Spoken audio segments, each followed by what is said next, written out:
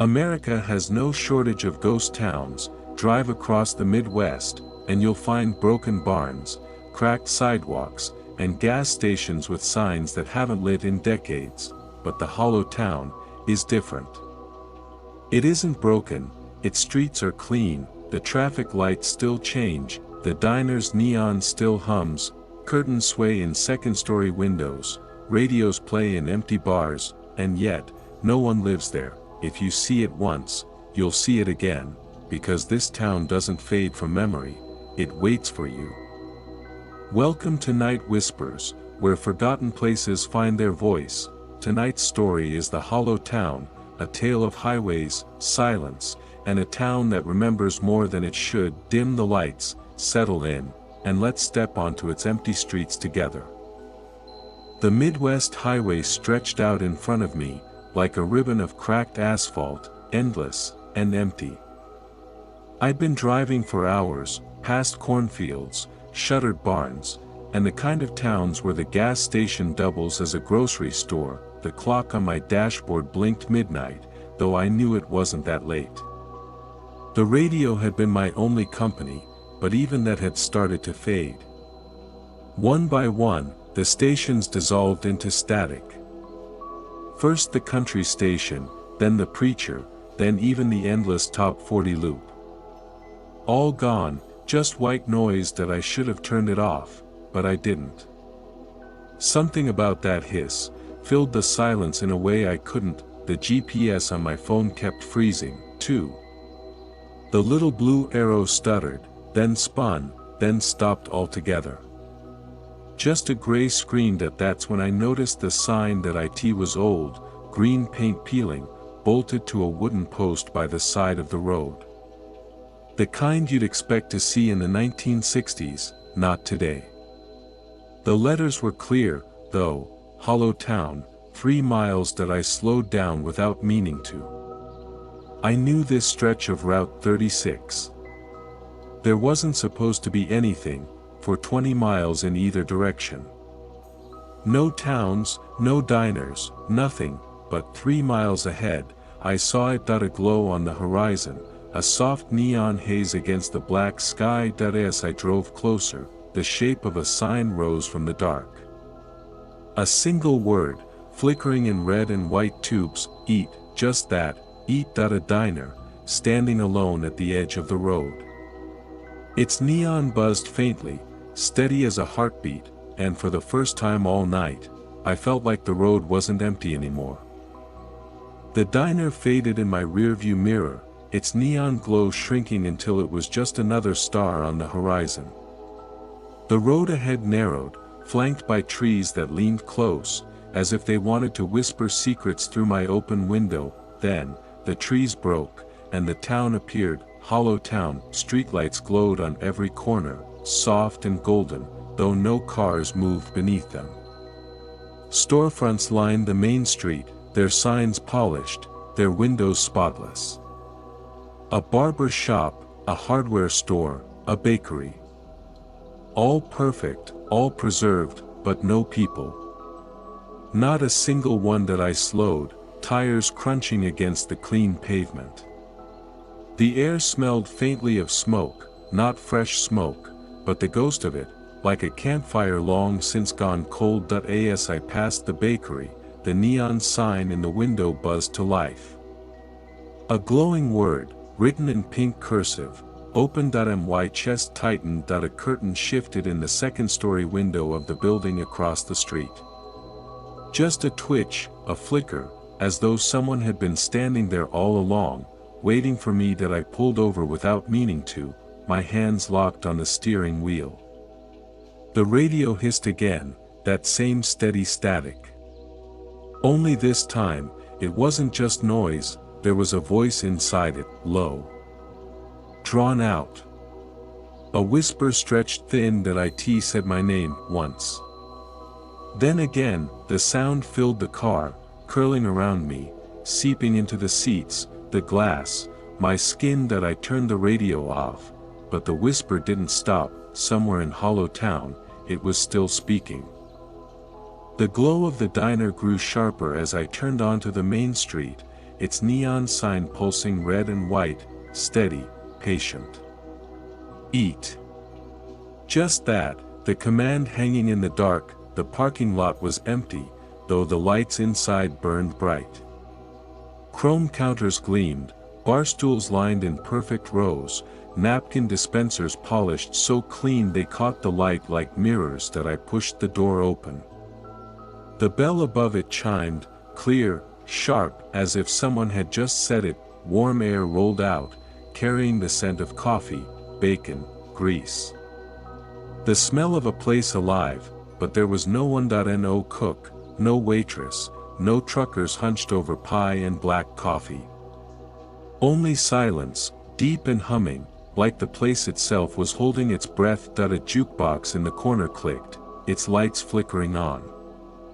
The machine whirred, searched, and then, slowly, a song began to play. An old country ballad, scratchy, broken, the kind my grandfather used to hum under his breath. I froze, because the song wasn't just playing. It was playing my memory, the same words, the same voice, the same off-key hum, exactly the way he used to sing it. Long after the music stopped, the stool by the counter creaked. No one sat down. But the cushion bent, just slightly, as if a weight had pressed into it. I backed away, heart thudding in my chest, but the jukebox grew louder, drowning the silence with a voice I knew couldn't be there. The diner wasn't empty. It was remembering me. The street bent downhill, narrowing between two rows of shuttered storefronts. At the end, I saw it, a one-story brick building, pale and crumbling, with tall windows like blank eyes. Above the door, the paint of an old wooden sign had nearly peeled away.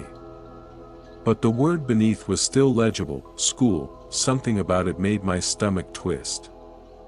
Schools are supposed to feel safe, or at least familiar. This one felt wrong. Before I even stepped inside, the yard out front was scattered with rusted swings and a crooked jungle gym. Their shadows stretched long in the evening light, jagged across the cracked asphalt.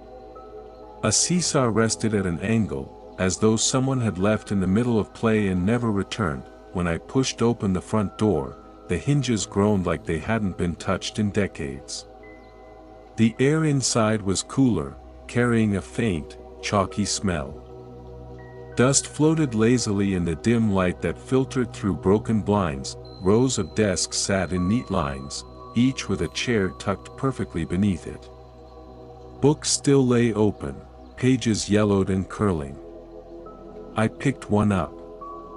A math workbook, answers scrawled in pencil. But when I flipped through, every page after the first was blank. On the chalkboard, faint writing remained, half erased, quiz tomorrow. I froze when I heard it, the sharp creak of a chair leg behind me. I turned. Nothing moved. The desks were still. The silence was thick enough to make my ears ring. I took a slow step forward. Then another. My shoes tapped softly against the tile, echoing far longer than they should have, and then, laughter. It came suddenly, a child's laugh, high and bright, except there was no warmth in it. Just a brittle, echoing sound, as if it had been recorded and played back at the wrong speed. The laughter bounced around the room, slipping from corner to corner. I spun, scanning the rows of desks, the corners, the windows. Empty. Then I noticed something. One desk, at the back, wasn't empty. A small leather satchel rested on it, straps buckled tight, as though its owner had left for recess and forgotten to return. I walked slowly toward it, pulse thudding in my throat. When I reached it, I touched the strap. It was warm, and the moment I pulled my hand back, every desk in the room scraped an inch across the floor. All at once, the sound was deafening, a chorus of dragging wood and steel. I stumbled back, staring as the desks shifted slightly toward me, angled like a crowd leaning in. The chalk on the board lifted. By itself. It scraped slowly across the surface, spelling out 3 words, "Stay after class." The chalk clattered to the floor, and from the ceiling above, a low, steady thump began. Like footsteps. Walking across the roof of the schoolhouse. Slow. Heavy. Deliberate that I didn't wait to see who, or what, was making them. That I bolted, the door slammed behind me as I stumbled into the fading daylight, chest heaving. The swings in the yard moved gently in the wind, though the air was dead still. That I didn't look back. The hollow town had taught me something new, even its children never left. The church stood at the far end of the town, where the cobblestones gave way to gravel. Its steeple tilted, cracked at the base like a tooth ready to fall out. The bell tower was silent, but I swore I heard metal ringing faintly in the air, as if the bell had been struck hours ago, and the sound never stopped traveling. The wooden doors were heavy, carved with symbols I didn't recognize. When I pushed them open, the smell hit me first, not dust, not mold. Something sweet. Rotted flowers, maybe. Or fruit left too long in the sun. Inside, the pews faced forward, untouched by time. Hymnals sat neatly stacked, and candles, fresh candles, wax still soft, lined the altar. My chest tightened. Someone had been here. That I tried to tell myself it was squatters, drifters, kids playing at ghost stories. But then I saw them. Figures. At first I thought they were statues, stone gray, seated in the pews. But when I stepped closer, their clothes weren't carved. They were real. Dresses, coats, boots. Every figure sat perfectly still, heads bowed, hands folded in prayer. Their faces were shadowed, but not hidden. Skin that wasn't pale, it was ash. That I backed away, breath catching in my throat. None of them moved. None of them blinked, and yet I felt them turn toward me. Not with their eyes, but with something deeper, heavier. Like their thoughts pressed against mine. That I whispered, "Hello." The church answered. A dozen heads lifted in unison. Ashen faces, mouths opening, no sound but the creak of wood as their necks tilted, and then, from the altar, a voice that was not theirs, "Welcome home." I left the church without looking back. The doors groaned as they shut, and the echo followed me like a warning. My hands were shaking, but the town gave me no comfort, no safe place to hide. That's when I saw it, beyond the crooked steeple, behind a rusted gate, the graveyard, rows upon rows of stones tilted in the earth. Some were so old the names had been eaten away by time, nothing but blank faces staring up from the soil. Others were fresh. Too fresh. Polished marble that shone faintly in the dying light. That I stepped closer, drawn against my own will, and realized the newer stones weren't carved with names. They were carved with dates. Dates that hadn't happened yet, even 2105. Each one with an empty space beneath, a waiting plot. A chill cut through my spine as I reached the center of the yard. A massive oak tree loomed there, its branches twisting like ribs over the graves. Beneath it stood a stone angel, wings spread wide, face eroded smooth, and in its hands, held like an offering, was a book, not stone. Not marble. A real book, thick and leather-bound, pages fluttering though there was no wind. I stepped closer.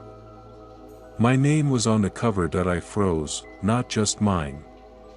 Every page inside was filled with names. Some I didn't know. Some I recognized, family, friends, neighbors. And next to each name, a date. The page with mine was blank. Waiting. A sound rose around me. At first I thought it was the wind, but no, the graves were whispering. Low, overlapping voices, hundreds of them. They weren't warning me. They were calling me closer, and then, all at once, silence. The book snapped shut. When I looked up, the angel was no longer faceless, that it was smiling. The town had been quiet before, eerily quiet, but now it felt different. The silence wasn't just absence, it was presence. Like the hush in a room where someone is holding their breath, waiting for you to notice. That I walked past the diner, the schoolhouse, the church, each building seeming to lean closer, their windows more like eyes than glass. My footsteps didn't echo anymore. They were swallowed, as though the pavement itself was tired of hearing me, and then it began. The first voice was soft, so faint I almost mistook it for the wind. My name. Drawn out, familiar. I froze.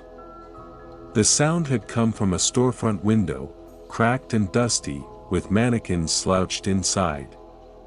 But the mannequins hadn't moved. Hello. My voice was a whisper, shamefully small in the vast street. Another voice answered, but not mine, not an echo. It was deeper. Older. My father's voice. That I staggered back, pulse slamming in my throat. He'd been dead for years. I knew that.